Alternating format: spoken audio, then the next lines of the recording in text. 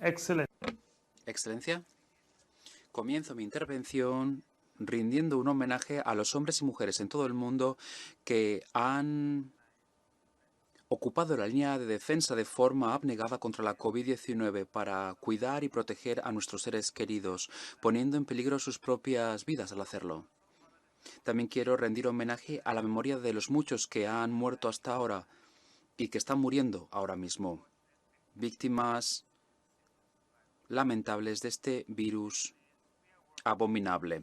En Belice trabajamos para contener la propagación. Hemos cerrado las fronteras, hemos impuesto toques de queda, se ha establecido el uso obligatorio de mascarillas, cuarentenas y el rastreo de personas cuando han estado en contacto con otras personas que se habían visto infectadas.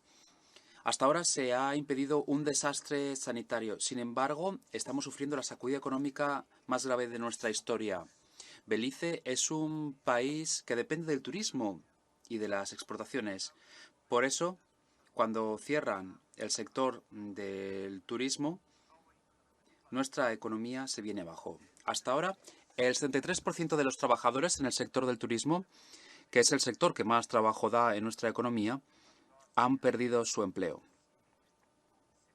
Al mismo tiempo, mi país se ve afectado por una crisis sanitaria y una crisis económica.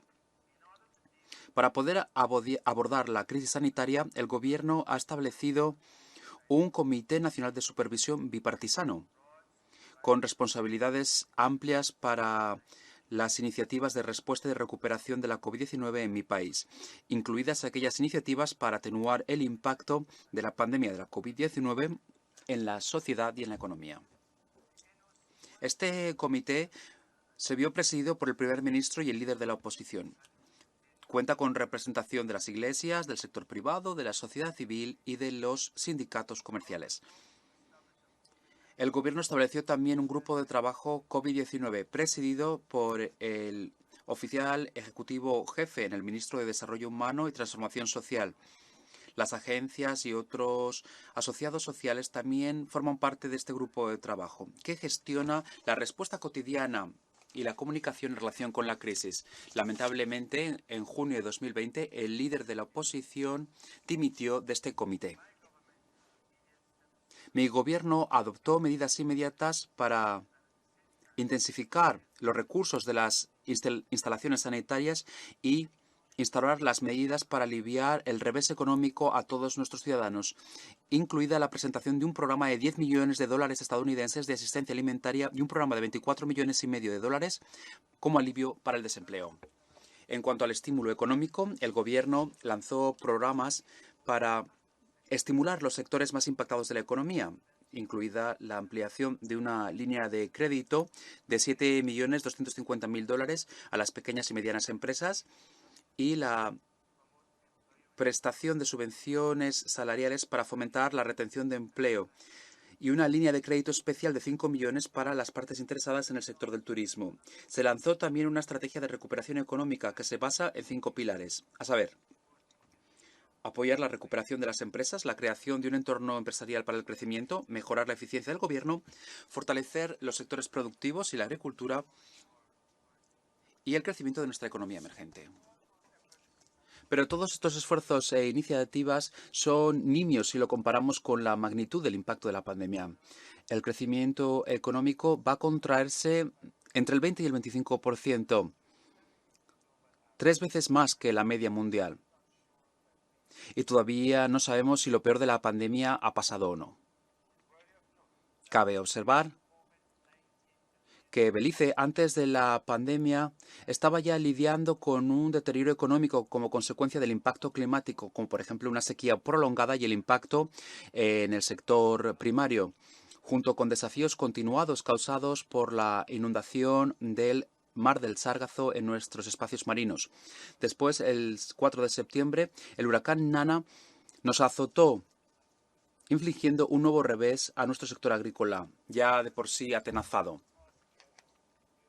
Estamos, por lo tanto, en medio de dos crisis graves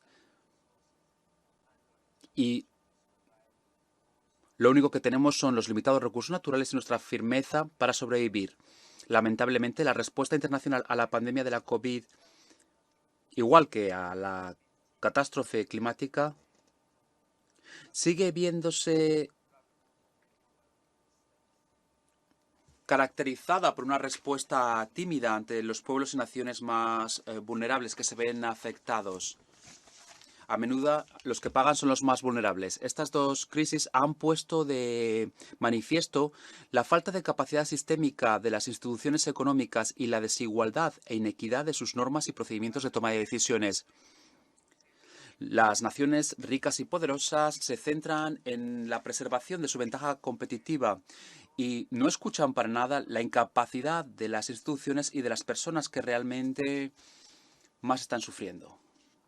Las consecuencias de esta incapacidad mundial queda especialmente destapada en los pequeños estados insulares en desarrollo. Somos los menos culpables de estos errores, pero somos los más afectados de las consecuencias.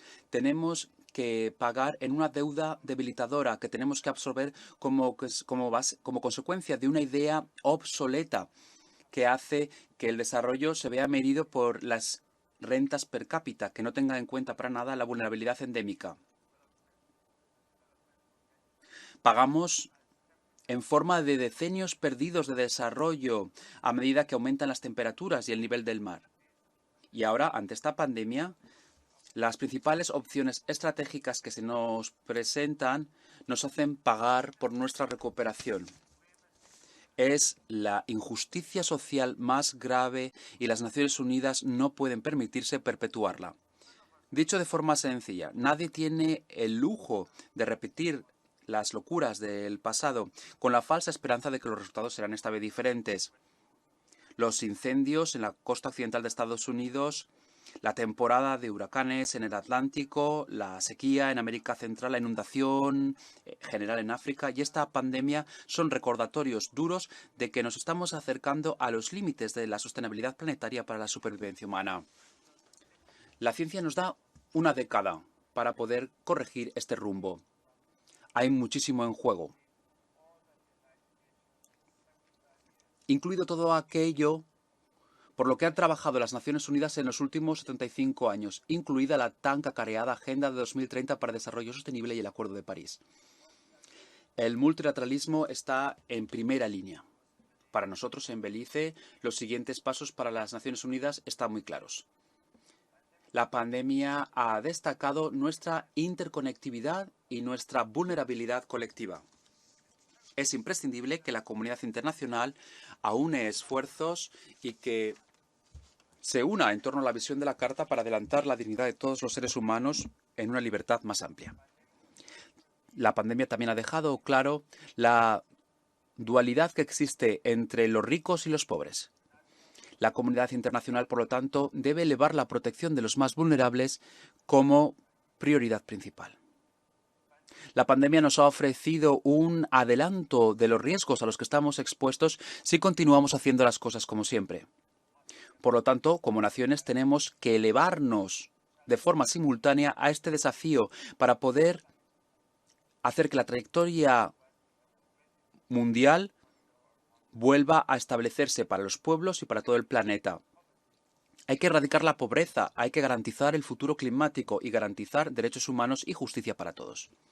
En nombre de Belice y de los pequeños estados insulares en desarrollo que representamos, quisiera presentar un programa de 5 puntos para las Naciones Unidas. Primero, vamos a hacer que las cosas se hagan bien en la recuperación. La tragedia de la COVID-19 es sintomática de la tragedia de las personas que más sufren. Estamos poniendo al límite los límites planetarios más allá de lo que es sostenible, amenazando nuestra salud y nuestro planeta, tanto en la Tierra como en los océanos. La recuperación de la COVID-19 es una oportunidad para acelerar nuestra recuperación del uso insostenible de los recursos planetarios para poder consolidar la robustez ante sacudidas futuras. El secretario general de las Naciones Unidas ha defendido 6 acciones climáticas para diseñar la recuperación y la labor que tenemos ante nosotros. Son principios que se basan en las personas fundamentalmente. Se trata de fomentar la seguridad del empleo y entornos saludables. Se trata de conseguir un crecimiento sostenible y conseguir una transición a una economía mundial que tenga en cuenta el medio ambiente y la resiliencia climática. Si se ponen en práctica estos principios, nos llevarán más allá de la recuperación y nos pondrán en una senda que nos permitirá salvaguardar el futuro de nuestros hijos. Ese futuro depende de que el calentamiento humano se mantenga bien por debajo del aumento del grado y medio centígrado. Por eso, como segundo desafío, tenemos que ejercer presión en los grandes emisores para aumentar sus objetivos climáticos y acelerar la acción climática para ese objetivo del 1,5 grado centígrado. 2020 es el plazo para presentar nuevos planes climáticos con metas fortalecidas para la acción climática y una estrategia para lograr emisiones netas cero hasta 2050. Pero todavía no hemos visto el nivel de ambición necesario para poner coto a las emisiones y cerrar la brecha de mitigación para conseguir ese 1,5. Belice encomia a China por el anuncio que ha hecho de perseguir una senda de neutralidad carbónica hasta 2060 y aguarda con interés los planes climáticos que vengan de ese país. Es imprescindible que aquellos con una responsabilidad histórica ahora pongan las palabras en hechos. Por eso Belice, Conferencia Climática 26ª, a la Unión Europea y a los Estados Unidos de América a que presenten los mejores planes posibles antes de cerrar este año. Como dijimos ya en el Foro de Ambición de Placencia, los pequeños estados insulares en desarrollo van a presentar sus planes climáticos ambiciosos y, efectivamente, hemos sido pioneros en esa materia. Belice va a presentar también su propio plan climático. Nuestra contribución nacional va a presentar nuestro compromiso para mejorar las soluciones basadas en la naturaleza entre la sensibilización mundial creciente en cuanto al potencial de los ecosistemas para contribuir a aumentar la ambición climática y fomentar el desarrollo sostenible. Las soluciones basadas en la naturaleza dependen de la viabilidad de los ecosistemas y de la biodiversidad que ellos apoyan. Por ese motivo, las Naciones Unidas tienen que abordar como tercer desafío la urgencia de la protección de la biodiversidad. La pérdida de biodiversidad y el deterioro de ecosistemas, como el cambio climático, están sucediendo a índices sin precedentes. Esta aceleración ha dado pie y va a seguir dando pie a un daño irreversible en los sistemas de nuestra Tierra. Si somos incapaces de invertir y detener esta tendencia, el daño a la economía mundial y a la resiliencia social y política, así como a la estabilidad, serán significantes y harán imposible la consecución de los ODS. Reconocemos la gravedad de la crisis y por eso nos hemos sumado al compromiso de los líderes para la naturaleza, que establece medidas apremiantes en el próximo decenio para hacer que la naturaleza y la biodiversidad entren en una senda de recuperación hasta 2030.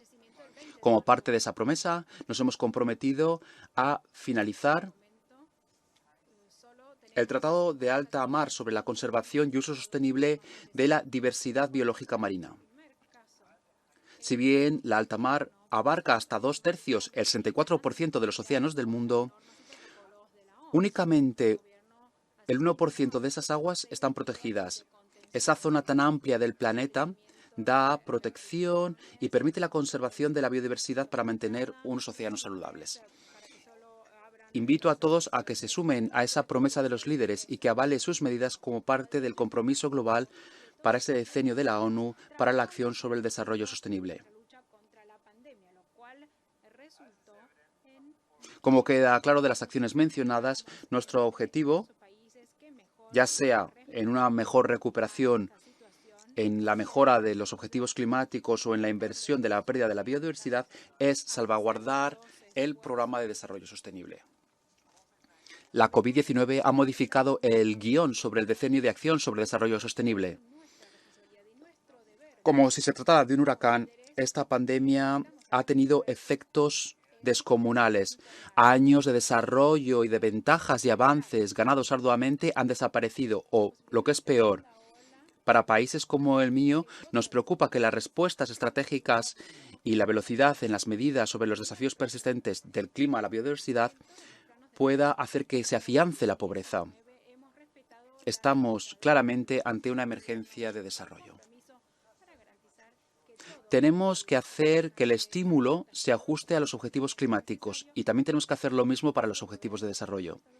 La naturaleza integrada de nuestras medidas es algo que hay que destacar. Por ese motivo, Belice, como presidencia de la Alianza de los Pequeños Estados Insulares, ha defendido que utilicemos la Agenda de 2030 para Desarrollo Sostenible junto con la trayectoria de Samoa y otros objetivos de desarrollo acordados internacionalmente para poder salir de los desafíos que encaramos. No hay que reinventar las cosas. Lo que necesitamos es aplicar lo que ya existe y con ello tenemos que volver a confirmar nuestro compromiso para resucitar los ODS colectivos. Pero como la pandemia ha hecho que algunos nos alejemos todavía más de los ODS y de su consecución, tenemos que prestar ayuda a aquellos que se han visto totalmente socavados ante este desafío. El cuarto desafío que presento a las Naciones Unidas es estar a la altura del principio de no dejar a nadie atrás. Los pequeños estados insulares en desarrollo como Belice estamos participando en una recuperación atizada por la deuda para poder conseguir salvar cualquier posibilidad de conseguir un desarrollo sostenible, porque no podemos tener acceso a la financiación en condiciones favorables.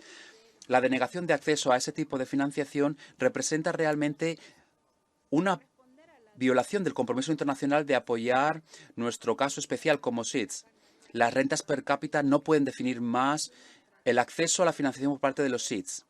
Hay que cambiar este criterio y sus efectos perversos, teniendo en cuenta que los criterios tendrían que basarse en la vulnerabilidad y otros factores como el nivel de pobreza, la deuda y la exposición a sacudidas externas y a desastres. La Alianza ha pedido al secretario general que presente un índice multidimensional que tenga en cuenta la vulnerabilidad que tendría que estar en vigor ya desde hace más de 25 años. Como dijimos en el Foro para Financiación para el Desarrollo en la era de la COVID-19 y más allá, las herramientas tradicionales de desarrollo han demostrado tener poco efecto y la COVID-19 es prueba fehaciente de ello. Hay que crear nuevas herramientas de desarrollo o hay que adaptar las existentes. Se necesitan medidas inclusivas y específicas para los SIDS, basándose en el alivio, reestructuración y cancelación de la deuda.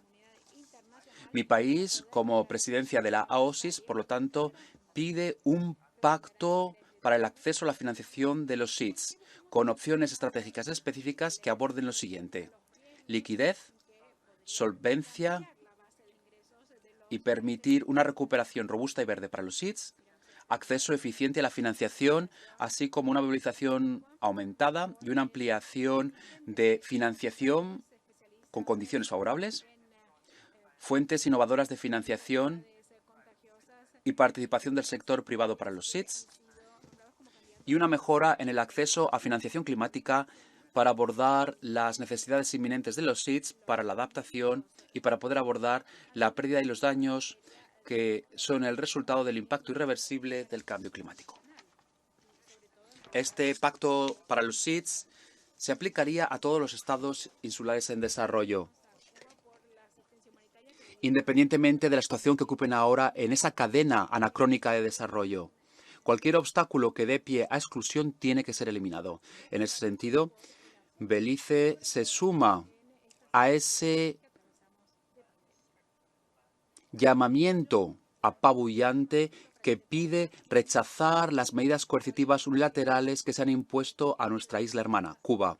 A pesar del sufrimiento de Cuba, su compromiso humanitario histórico y su ética de servicio y solidaridad se ha visto demostrado por el despliegue de personal médico en la brigada Henry Reeve en muchos países, incluido Belice, para ayudarnos en nuestros esfuerzos para luchar contra la pandemia de la COVID-19, perdón.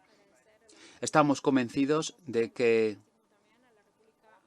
Todos los pueblos, sin discriminación, sin excepción, tienen que beneficiarse de la promesa de la Carta, porque somos soberanos a pie de igualdad, incluido el derecho a la libre determinación. El derecho a la libre determinación también se aplica al pueblo de la República de China, Taiwán, y su exclusión continuada de las Naciones Unidas y de sus instituciones contraviene los objetivos de la organización. Belice pide la participación plena de Taiwán en el sistema de la ONU. Está claro que tienen la capacidad para hacerlo, tal como queda claro por su enfoque efectivo y positivo a la COVID-19 y su contacto con otros países. Belice quiere reiterar su solidaridad con el pueblo palestino, que sigue sufriendo bajo una ocupación ilegal. Apoyamos plenamente sus aspiraciones para conseguir un Estado independiente dentro de las fronteras anteriores a 1967, con todos los derechos correspondientes. Pedimos a Israel que siga trabajando para conseguir ese sueño de un Estado o de una solución de dos Estados. Esto me lleva al quinto desafío, la reforma. Señor presidente, desde el advenimiento de los Objetivos de Desarrollo del Milenio, ha habido un discurso que no ha cambiado. Si bien ha habido avances, los avances han sido desequilibrados. Y imagino que todo va a ser muy parecido en relación con los Objetivos de Desarrollo Sostenible si continuamos sin llevar a cabo una reforma de nuestras instituciones para poder conseguir condiciones equitativas para todos en la escena multilateral.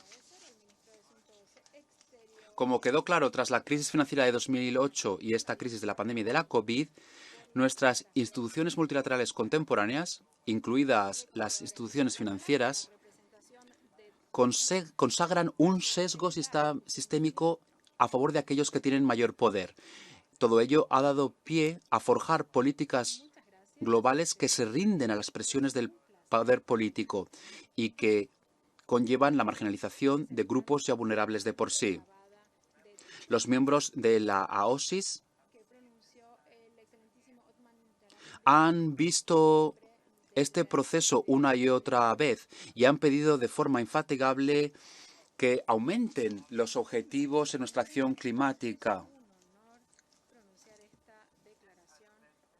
Esto ha hecho que muchos de nosotros, los pequeños estados insulares en desarrollo, nos preguntemos si deberíamos participar en esta Asamblea General para celebrar el centenario de las Naciones Unidas, porque no sabremos si estaremos allí.